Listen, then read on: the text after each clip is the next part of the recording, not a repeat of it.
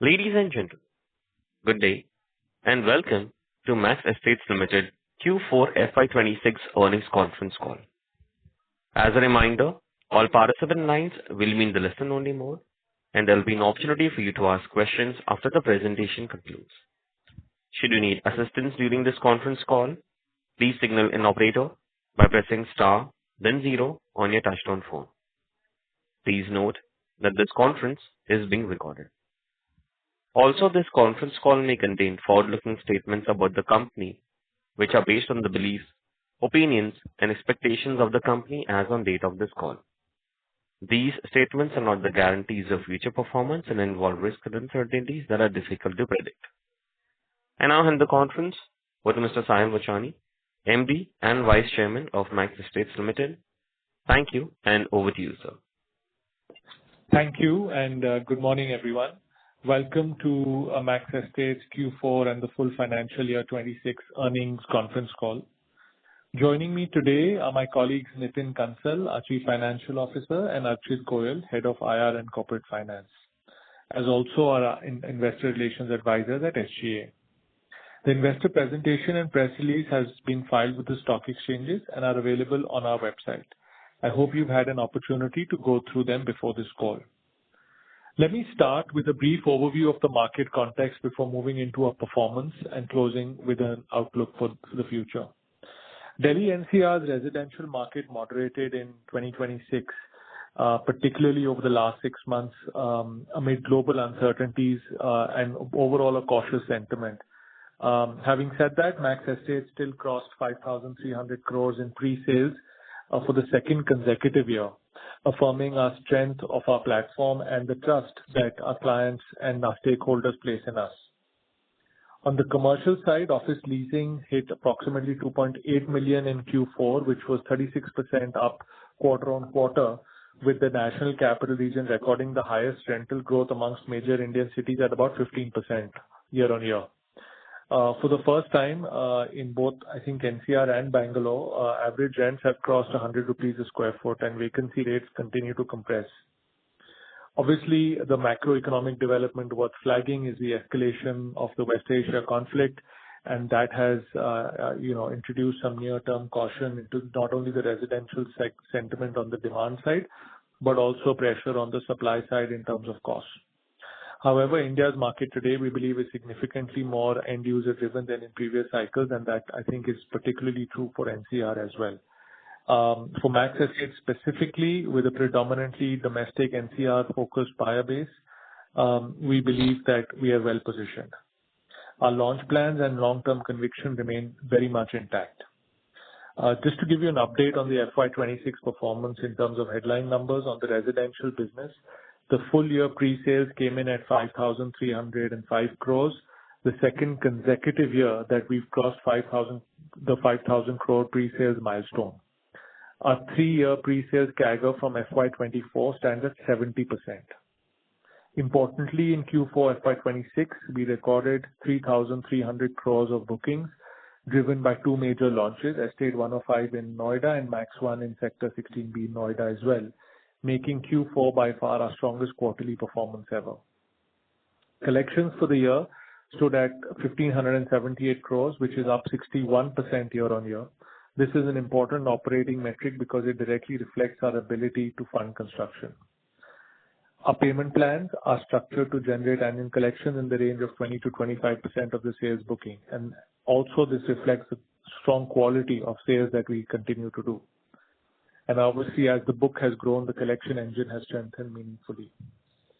Average realizations continue to move up, 18,000 rupees a square foot in FY24 to 20,000 rupees approximately in 25 and 23,000 rupees in FY26. That's a 29% increase in 2 years, a combination of better micro-market positioning and improved product quality and genuine brand power. Cancellations remain very, very negligible, a strong reflection of our strong buyer commitment and the end-user nature of our buyer base. I now want to spend a moment on something that our reported P&L doesn't fully capture, but which I think is one of the most important dimensions as to how one can think about Max Estates today. Total revenue from launch projects yet to be recognized in our income statement stands at 16,310 crores. Of this, 12,500 crores is already sold, contracted and locked in, waiting for the completion of the project milestone to trigger the revenue recognition. The embedded profit before tax, PBT, from these launch projects is estimated at between 4,200 to 4,900 crores. This is a critical distinction. A substantial majority of our future reported revenue is already contracted, de-risking the earnings trajectory materially. Looking ahead, our residential pipeline stands at over 17,200 crores. In FY27, we've already launched the terraces in May 26 as the newest precinct within Estate 361, offering 1.5 and 2 bedroom smart homes and duplex loft residences. The project has a development value of about 1,200 crores and is part of Estate 361. We also plan to launch our Sector 59 project on Golf Course Extension in Gurgaon with an estimated GDV of about 3,900 crores. Estate 105 has been strategically repositioned, driven by a strong market response with a revised mix of residential and serviced apartments. This calibration has doubled the project GDV from 3,000 to 6,000 crores. Phase 2 is planned in FY28. We continue to target adding approximately 2 million square feet of residential development and 1 million square feet of commercial space annually, building the platform through a de-risked and a steady approach. On the commercial side, all our three assets continue to operate at 100% occupancy, which is perhaps the single most important data point for our commercial business. It validates the quality of the product, the strength of the tenant demand, and in the micro markets that we operate. And as far as our under construction pipeline is concerned, which is basically Max Square 2, Max District, and Max 1, progressively as we look to achieve occupancy over the next few years, our rental income is estimated to scale 700 crores at peak occupancy. We have a clear strategic ambition to add 1 million square feet of commercial real estate as well, expanding our annuity business alongside our residential business. As this portfolio matures, it will provide MAXESTATES with a growing high margin and recurring income stream that meaningfully diversifies and stabilizes the overall earnings profile of the company. I'll now hand over to my colleague Nitin, who will take you through the project level details and our financial highlights. Thank you. Thank you, Sahil, and good morning, everyone. Let me take you through the operational and financial highlights for Q4 and financial year 25-26. In our residential portfolio, Estate 361 Gurugram, we recorded pre-sales of 1,700 crores in the year. This is India's first forest-anchored intergenerational residential community. It had a very strong year. Phase 1 recorded a pre-sales of approximately 1,700 crores during the financial year, representing over 68% absorption of the launched inventory. Average realizations of approximately 22,000 rupees per square feet also reflected the project's clear differentiation within the micro market. Construction is on track and progressing well. Estate 128 in Noida is a fully sold out project with a cumulative pre-sales of 2,700 crores. Collections are on track at 1,100 crore rupees received till date. We are on track for delivery in calendar year 2027. Phase 1 is currently progressing at the 35th and the 36th floor slab levels, and Phase 2 is at the 3rd floor slab level. In Gurugram, Estate 360, cumulative pre-sales stood at rupees 4,800 crores with a collection of rupees 1,600 crores. Construction is progressing well across all the towers, and the ground floor is complete for Tower 1 and 2, and the first floor slab for Towers 3 and 5, and the second floor slab for Towers 4 and 6. Mixed-use portfolio. Talking about Estate 105, this was launched on 20th March 2026 and has achieved sales of approximately 1,800 crores within just 10 days of the launch. Max 1 in Sector 16B, again in Noida, has been a long-stalled project now which has gotten into live, active selling residential community within months of acquisition. Following RERA approval in March of 2026, the project contributed 1,400 crore rupees to FY26 pre-sales. The development spans approximately 2.5 million square feet with an estimated GDV of over 3,200 crores and an annuity income potential of approximately 140 crores from the commercial component. This transaction exemplifies a disciplined approach to value-creative acquisitions in NCR market. Now coming to our commercial real estate portfolio, Our three operational commercial assets, Max Towers, Max House Phase 1 and Phase 2, and Max Square, continue to be running at full occupancy. Aggregate leased area as of 31st March stood at 1.2 million sq ft, and a lease rental income grew 40% year-on-year to rupees 150 crores in FY26. The asset level breakdown stands as under: Max Tower generated 53 crores, followed by Max House at 45 crores, and Max Square at 60 crore rupees annual lease rent. Coming to the pre-leasing, we had two notable leasing milestones in FY26. At Max District in Sector 65, Gurugram, we signed an LOI for approximately 2 lakh sq ft for a long-term pre-leasing, 3 years ahead of projected completion, securing gross rentals of rupees in excess of rupees 270 crores over the lease period. This is at a 35% premium to the prevailing micro market. That transactions validates both the quality of the asset and the depth of tenant demand in that corridor. Another project, Max Square 2 in Sector 129, Noida, we have pre-leased approximately 80,000 sq ft, securing gross rentals in excess of 95 crores. We are maintaining a very strong leasing pipeline at both the sites. On the under construction pipeline, Max Square 2 with an approximately 1 million sq ft of leasable area is expected to receive its occupancy certificate in Q2 FY28. It will add another 125 crores to our annual annuity income upon stabilization. Max District in Gurugram with approximately 1.6 million sq ft will be delivered across two phases, first in Q2 FY28 and Q3 FY29, and will add approximately 225 crores to our annuity income. Together, these assets alone will add 350 crores plus to the annuity portfolio upon full completion. Our total 5-year annuity potential across delivered, under construction and pipeline assets stand in excess of 700 crores on 100% basis. We continue to target adding approximately 1 million sq ft of commercial space every year. Now coming to the financial highlights, the consolidated revenue for FY26 stood at rupees 200 crores and EBITDA at rupees 24 crores and PBT at 23 crore rupees. Max Asset Services contributed 88 crores in the revenue. On the balance sheet side, the total debt as of 31st March stood at rupees 1,850 crores, of which 970 crores represents lease rental discounting borrowing against our operational commercial assets. These are essentially asset-backed, cash flow-backed facilities. Cash and cash equivalents were at rupees 1,750 crores, leaving a net debt position of approximately 100 crores. For a company with our scale of pipeline, that presents a very lean and healthy balance sheet. Now I'd like to hand over to Neerav for opening the question and answer session. Thank you. Thank you very much. We'll now begin with the question and answer session. Anyone who wishes to ask a question may press star and one on their touchtone telephone. If you wish to remove yourself from the question queue, you may press star and two. Participants are requested to use handsets while asking a question. Ladies and gentlemen, we will wait for a moment while the question queue assembles. Participants, you may press star and one to ask the question.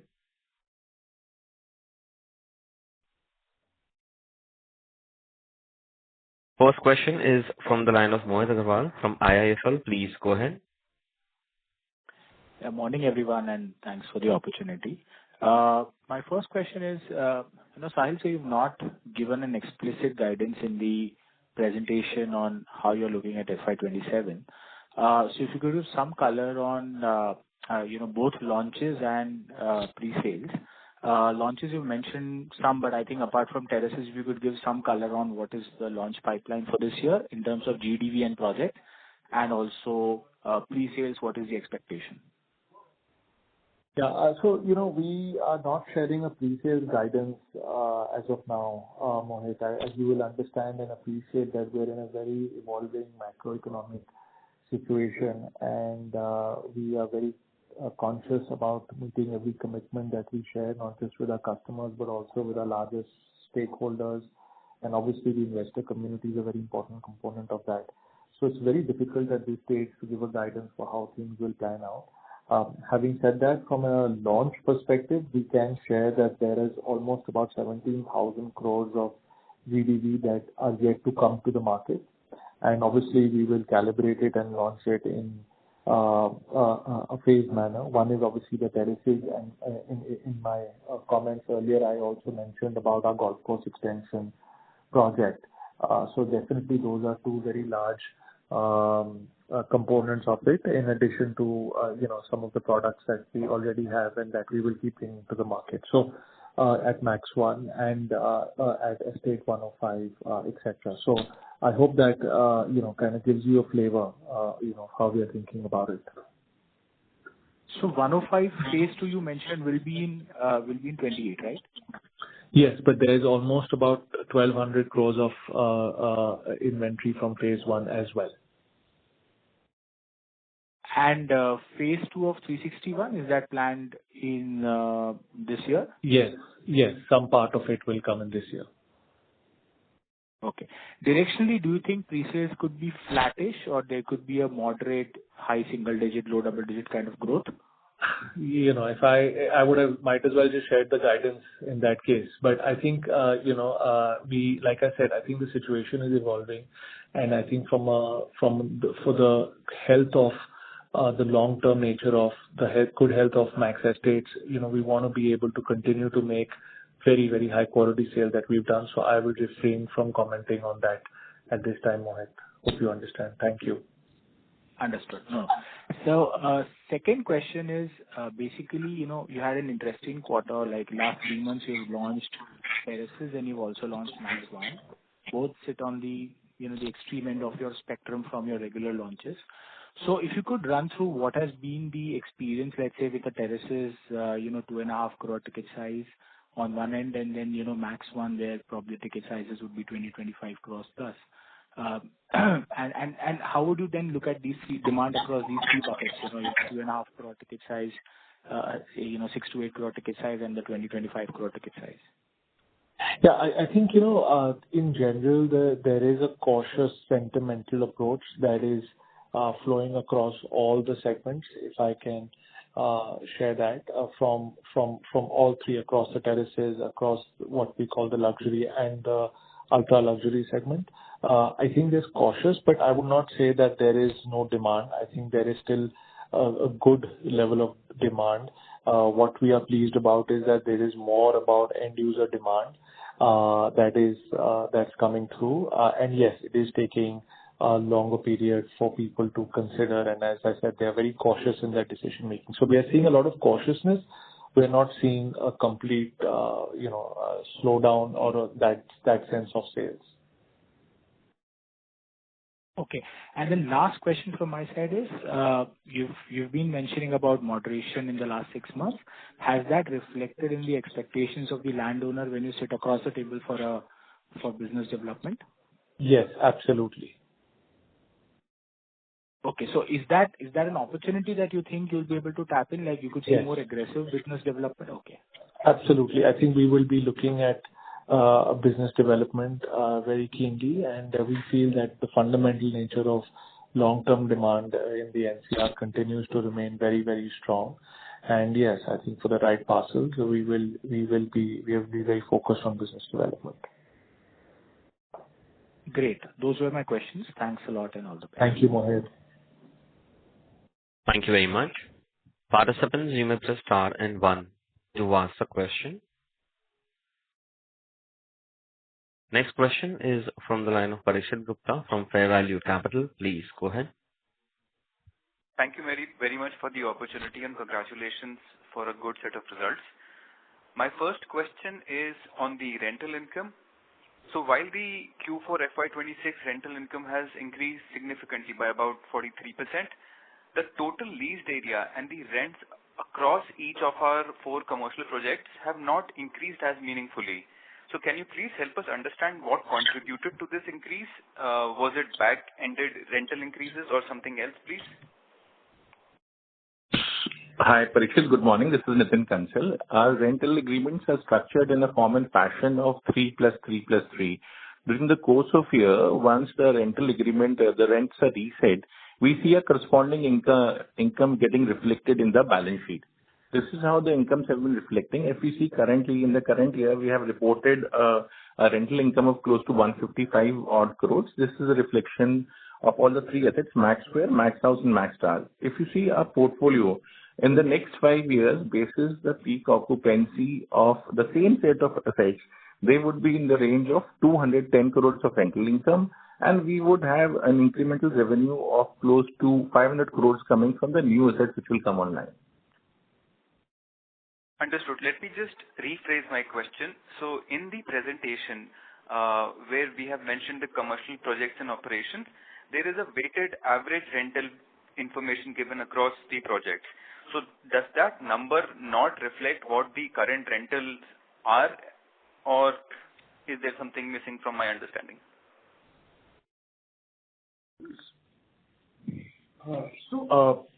Parikshit, what happened in the quarter four primarily is due to accounting adjustment. There is an Ind AS rental equalization adjustment, wherein after the operational rent fee, the rentals start recognizing from an accounting standpoint.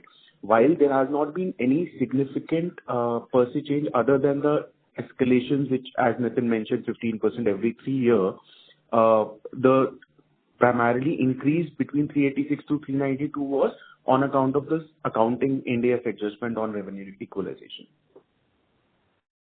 I understand. This is very helpful.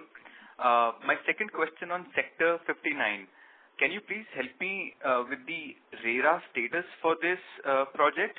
And just on top of this, we have seen that the GDV has been upped by 30%. And in the press release, you have mentioned due to the pricing across the micro markets. But has there been any strategic change in the structure or the offerings of the project as well, which gives us the confidence that we will be able to overachieve the initial estimates of our pricing? Yeah.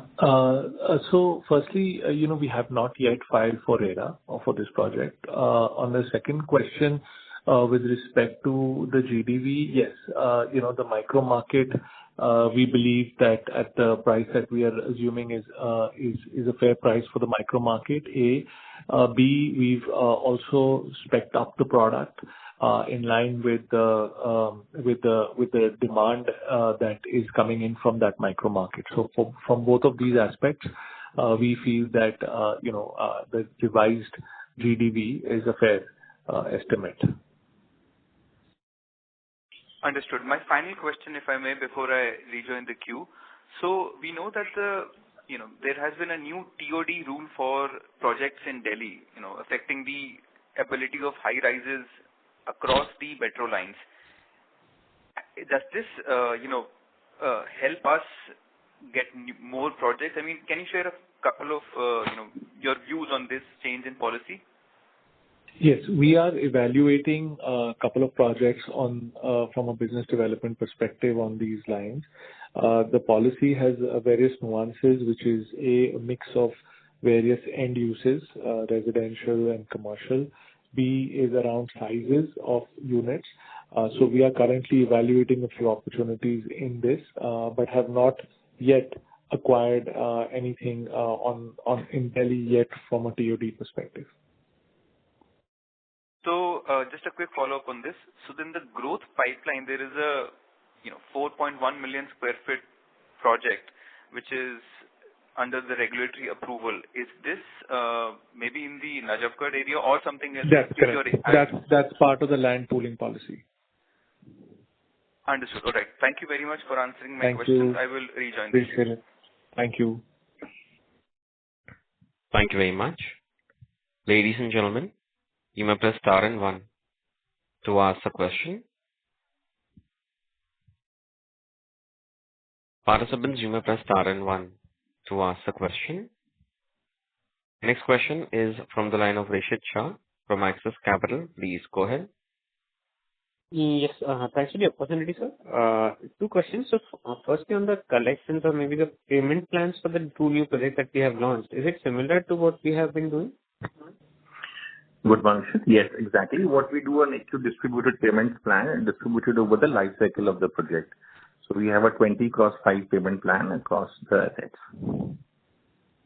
Okay, so both the projects. Okay, so in that relation itself, how do you look at the collections and operating cash flows for next year? So in the next year, what we have is we will have the collections expecting on two lines for the project is already sold in the previous quarter. We're expecting a collection in the range of 1,200 to 1,500 crores to come from them, and we expect another 1,200 to 1,500 crores to come from the new launches, some new sales which we are expecting to do in the next year. All told together, we can expect collections to be ranging in the range of 2,500 to 3,000 crores going across the project. And what we are expecting on the project deployment is that we expect a deployment of close to 1,500 crores, 1,500 to 1,800 crores to go on the project, resulting in an operating cash flow also revealing to us. Right. Perfect. Makes sense. And secondly, sir, you kind of alluded to the launches. Would you like to add some quarterly kind of timeline for which quarters do you see the two launches that you have lined up? So, the launches for the terraces we've already done in Q1, which is the current quarter. Obviously, we'll give an update on this at the end of this quarter. And we anticipate to launch our second project in Golf Course Extension Road in quarter 3. That's the plan so far for some of the big launches, and there'll be a few other launches of Estate 105 and Max 1 that will be between Q2 and Q3 as well. Okay, and the remaining part of 361? Yeah, that will be, like I said, around Q3 as well. Okay, perfect. Thank you so much.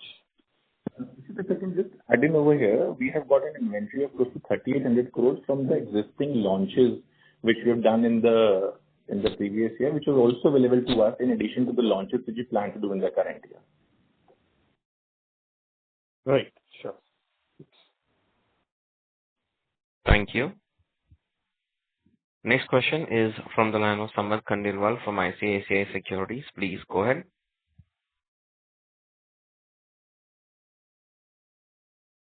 Samarth, may I request you to unmute your line and proceed with your question?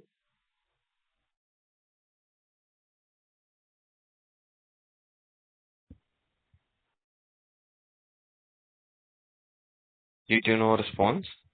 Am I audible now? Yes, go ahead. Yes. Thank you for the opportunity. I wanted to understand about the project Max 1 that you have taken over. The press release states that we have sold 1,400 crores of pre-sales this year, and out of which 1,200 crores is from the taken over, so inherited from the erstwhile developer. So, if you could elaborate on this, it will be really helpful. Thank you. Samarth, just to give context, Delhi 1 as a project had a total sellable area in the range of 2.5 million square feet, of which close to 1.4 million square feet was already monetized by the erstwhile developer. So when we talk about the new sales getting recognized, the corresponding revenue of that 1.4 million square feet got recognized. Post we got a RERA approval. Then we had to enter fresh contracts with a set of buyers of the erstwhile, and the entire income, profit and loss statement of the sale will be reflected in our books of accounts. For the remaining 1.1 million square feet, we intend to monetize it through annuity portfolio and also residential income. What we expect is to have a residential income in the range of close to 2,000 crores to come to us from the new sales, and an annuity income of close to 140 odd crores come to our way from the annuity portfolio. Right. So on the 1.4 million square feet that was already monetized by the erstwhile, what will we be receiving for it, and how much how should we see it as a net cash flow? So out of this 1,221, we are expected to receive an incremental sum in the range of 550 to 600 crores to come to our way. The remaining capital was already received by the erstwhile developer. So if you see from a cost of construction perspective, we would not like to distinguish between what we are spending on what the erstwhile developer has sold and what we are selling. It's about the entire project as a whole. Right. Understood. Thank you. Thank you. Next question is from the line of Ritwik Said from One Up Financial. Please go ahead. Hi. Good morning, sir. Couple of questions from my end. So firstly, what was the OCF in FY26? Hi, Ritvik. Good morning. This is Nitin. What we had an OCF of close to 450 to 500 crores in the previous year in FY26. Okay, 450 to 500 crores. Okay. And that probably could move to 800 to 1,000 crores. I think the previous participant asked, it looks like. So it's gradually progressing basis that the collections from the already sold and the new sales which we do. So we are very bullish on the OCF in the coming years. Got it. Sure. And sorry, a couple of questions were asked on the launches, but just one clarification. Sector 359, we are looking to launch this at one go, or it will be in phases? So just to correct what will happen, we have got two projects. We have got Estate 361 and we have got another project in Sector 59, Gurugram. Yeah. So at Estate 361, so we have already launched a portion of it in the last year, and we've also launched one of the sections of it called the terraces in the first quarter of the current year. Estate 59, which is a potential GDV of close to 3,900 crores, we're expecting to launch in the quarter 3 of the current financial. Okay. And that will be completely 3,900 crores. We'll figure it out depending on how the market is pushing at that point of time. We may choose to phase it out and do it one shot. Right.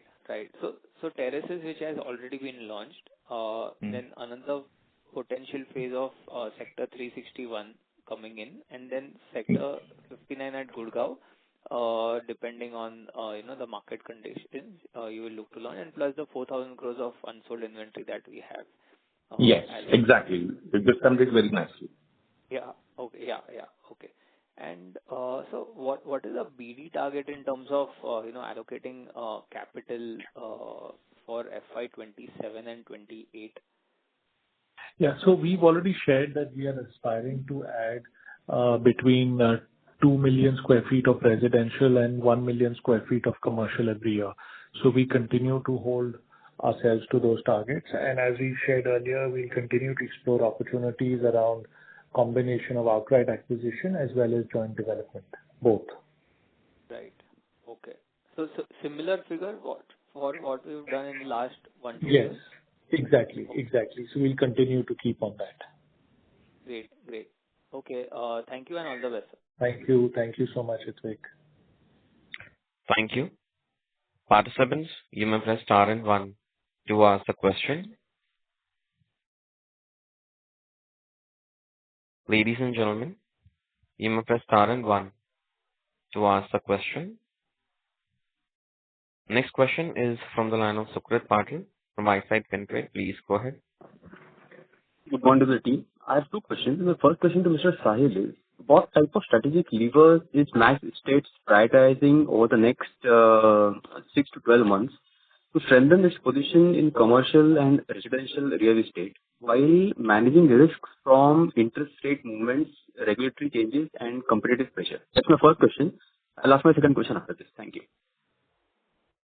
I think, if you go through our presentation, you'll be able to get a very good handle on it and an understanding of it. We are very focused on the philosophy of live well for our residential communities and work well for our office communities. We are very focused in terms of the National Capital Region. We are very clear about the segments that we are operating in, whether it be studio homes or luxury residential or senior housing as well under the Antara brand. So I think if you go through the presentation, you get a very clear perspective of what is the clear strategy with which we are following. From a risk perspective, I'm very pleased to share with you that our balance sheet continues to be extremely strong. We are at a net debt of about 100 crores, and like as I said, we have about 4,500 crores of profit to be booked in the books. And so from that perspective, I think we are in a very de-risked perspective and with a very strong balance sheet. So I hope that addresses your question. My second question to Mr. Kansal is, what type of financial frameworks have been applied in FY 2027 to align debt maturities, refinancing schedules, and project level cash flows so that the funding remains efficient and predictable? Thank you. That's a very interesting question. Just to share with you, we have a different strategy in terms of when we talk about our commercial assets and we talk about residential assets. But the overarching principle is that we strictly avoid acquiring land from debt. So the principle remains is from the internal accruals only we would like to acquire fresh assets. If you look at our assets, distinct business divisions, in the terms of residential basis, on the back of the strong residential collections, we have got a surplus of close to 1,200 crore rupees lying in a RERA account itself, which are good enough to take care of the construction, and we don't foresee any debt to be taken on the project. Secondly, on the commercial assets, what we have done is currently we have achieved that the equity financing has already been done on the stock, and we have also tied up construction finance, which is to be taken out through once the building is completely leased out to a LRD. So that is still some time to go, and all our lease rental discounting, so which is the debt on our operating assets, is very well financed through the cash flow coming from the lease rentals, which is running at 100% occupancy without any delinquency. So in terms of having a cash flow mismatch, that looks a bit remote at this point of time. Thank you. Next question is from the line of Pratik Giri from Shubhlab Research. Please go ahead. Hi, thank you for the opportunity. Sahil, I just wanted to understand the cautious statement which probably has come from you. Just wanted to understand the longevity of it. Is it primarily because of the current geopolitical scenario? And can it, wane off if things normalize, or are you sensing some fundamental shift or change in the demand scenario in Delhi NCR that is leading to this cautious comment? Actually, I think my point of view was that in relative to the last couple of years, yes, things are a little slower and therefore you are sensing a certain cautiousness. But if you also see what I said is that we are continuing to see good levels of demand, right? It may not be the levels of demand that was in the last 1 or 2 years, but we are still continuing to see very robust end user demand. So from that perspective, we remain extremely optimistic about the medium-term and long-term potential for residential and commercial real estate in NCR. If you look at it from a commercial side, we've shared 100% occupancy. We've shared pre-leasing that we've done on the residential side. In spite of launching in the middle of a war, we've done 5,000 crores of sales in 2 consecutive years. We've done 3,000 plus crores of pre-sales in 1 quarter, which was practically in the middle of a war. So I think we are cautiously optimistic, and as you said, yes, it's primarily driven by the macroeconomic scenario, and we're hopeful that if things settle, things continue to be very optimistic in the future. Understood. Very helpful. My second question is to Mr. Kansal. So we are seeing some inflationary winds in most of the commodities we use. So just wanted to get, I know you have guided for the margins in the presentation very clearly, but if you wanted to get some sense on, this inflation mitigation strategies we have for us. Right. So good morning. So just to give perspective, when we do our budgeting for the projects, because end of the day, if you say we are into a particular industry whereby we end up committing to the customer at day one, and the product is delivered over the period of next 3 to 5 years, which leads us to the vagaries of the market, which can be our internal made or also external, which is the current case. So what basis our experience in the past during the COVID and also during what we had done in the budgets, we keep sufficient margins in the form of escalation and contingencies. So what we feel is currently till now, whatever the impact of inflation is there, we baked in. But just to add, in case these kind of geopolitical issues continue to strain for a longer period of time, we would have to figure out how much impact does it have on the inflation. Understood, Mr. Kansal. So probably the band which is given for the margins will ultimately be achieved. Yeah, this is what we aspire to achieve, than the band in which we have mentioned in the presentation. Got it. Very helpful. Thanks a lot. Thank you. Next question is from the line of Rishit Shah from Axis Capital. Please go ahead. Yeah, thank you for the follow-up, sir. Sir, just one question, please. Would you like to share some early trends on the terraces as to how the velocity has been? What are you seeing on ground? What's the investor versus maybe end user mix? And maybe the pricing versus the previous phase of 361? Yeah. So the pricing is at a premium to our previous phase, A. B, we've got a very positive response, and we are very encouraged. And I think there's a lot of credit to the brand, the product, and our increasing depth and strength of distribution. So we remain very optimistic and encouraged with the continuing and growing brand presence for MAXESTATES in the National Capital Region. So at this stage, I can share that we're very happy with the outcome. Sure. And just follow up, would the end user versus investor mix be different in this project, or it's more again end user driven? This one is a combination of both end users and investors, whereas in our Estate 105 and in the luxury residences of 361, we are seeing a much higher percentage of end users per se. But on this one, it's mixed because it is a lower ticket investment, good investment opportunity product. Sure. Thank you so much. Thank you. Thank you. As there are no further questions, I'll now hand the conference over to the management for closing comments. Thank you, and look forward to speaking with all of you next quarter. Thank you so much. Thank you very much. On behalf of MAXESTATES Limited, that concludes this conference. Thank you for joining us, and you may now disconnect your lines. Thank you.